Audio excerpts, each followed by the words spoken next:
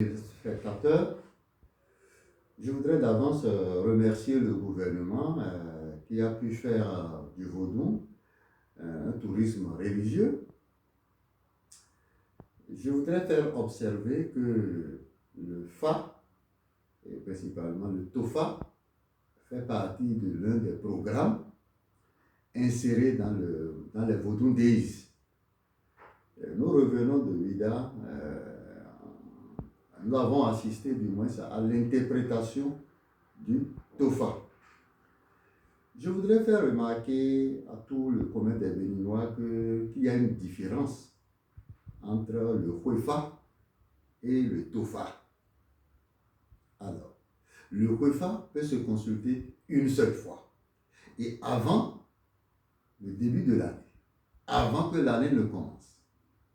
Mais le Tofa peut se consulter à tout moment. Si le chef de l'État trouve que face à une situation donnée, il veut interroger l'oracle, il peut convoquer le concert des Bokono pour interroger nos ancêtres, nos déités, pour trouver des solutions.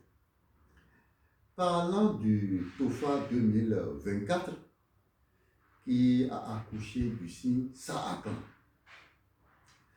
je voudrais faire observer qu'il va falloir que dans l'urgence, le Fa, qui est un art divinatoire dans notre patrimoine culturel, est devenu depuis longtemps une science. Une science parce que ce soit X ou Y, que la personne se retrouve à Porga, ou à Porto Novo, ou dans le Mono, ou dans le Zou,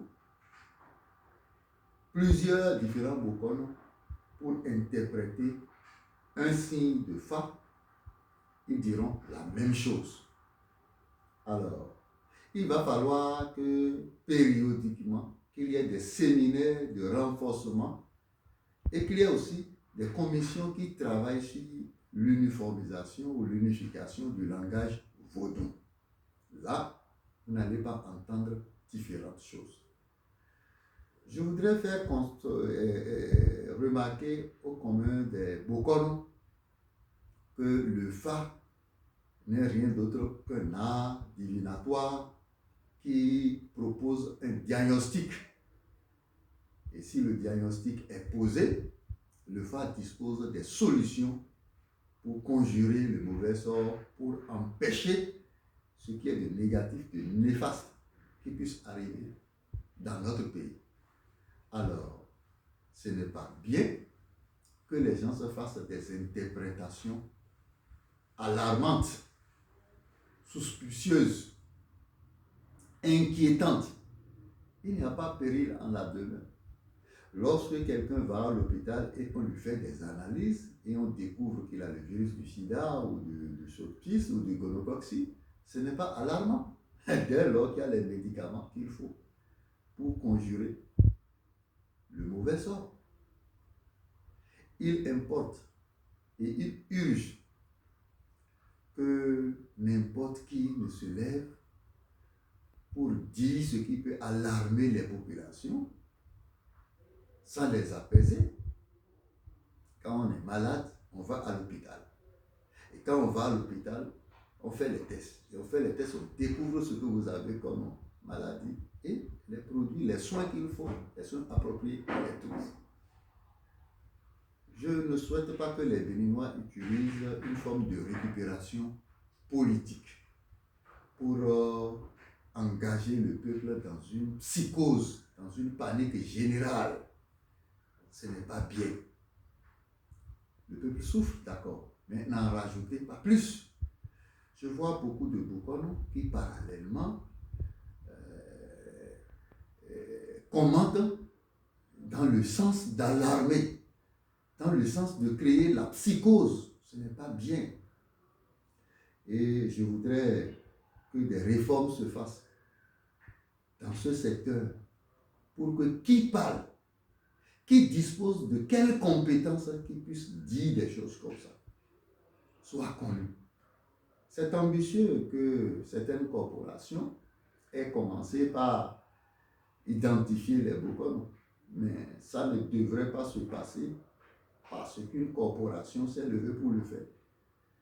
C'est une concertation des corporations qui doit le faire. Et chaque type de structure créée sur la base de la loi de 1901, qui est une ONG qui s'occupe de la promotion de nos valeurs culturelles et endogènes, peut faire, suivant une procédure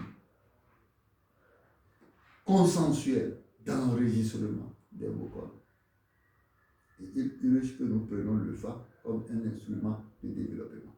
Si le gouvernement l'a adopté aujourd'hui, saisissons cette occasion pour que demain, si on veut désigner le président de la République, que ce soit le FA qui décante ça et qui fasse le choix de celui qui peut être président de la République. Il suffit de mettre ceux qui sont compétents pour être président de la République ensemble. Ça serait bénéfique au lieu d'utiliser les élections qui sont onéreuses et budgétivores et qui accouchent des guerres, des frustrations, des détonations, des soulèvements et tout ce que je peux citer dans cet ordre-là. Je voudrais remercier le gouvernement qui a trouvé à juste valeur de procéder à l'interprétation du TOFA, et je crois que nous l'avons entendu. Il n'y a pas objet à se paniquer, qu'on dise qu'il y aura des morts, il y aura des maladies, mais attends, mais si quelqu'un doit mourir, il doit mourir par quelque chose. C'est bien si on sait qu'il doit y avoir de morts. C'est bien si on sait qu'il y aura des trahisons. C'est bien qu'on sait que ceux qui sont les services de renseignement, s'ils ne savent pas fournir des renseignements, et c'est des renseignements erronés qu'ils fournissent au chef de l'État, que ça risque de les rattraper. Donc le TOFA, c'est bien qu'on nous a dit dans le TOFA de nous méfier des femmes. Alors, le dire que c'est comme ça ne doit pas être récupéré politiquement pour dire que bon, il est contre le régime. Ah non, le régime ne travaille pas bien, on a dit qu'il y a de morts par-ci. Évitons de nourrir ces suspicions, ces amalgames. Évitons de semer ces psychoses et ces paniques dans la population. Je voudrais remercier tous les membres de l'ORITRAB, l'Organisation des intellectuels traditionnels du Bénin, qui ont quand même participé à cet événement qui a soigné la vitrine touristique de notre pays. Je vous remercie.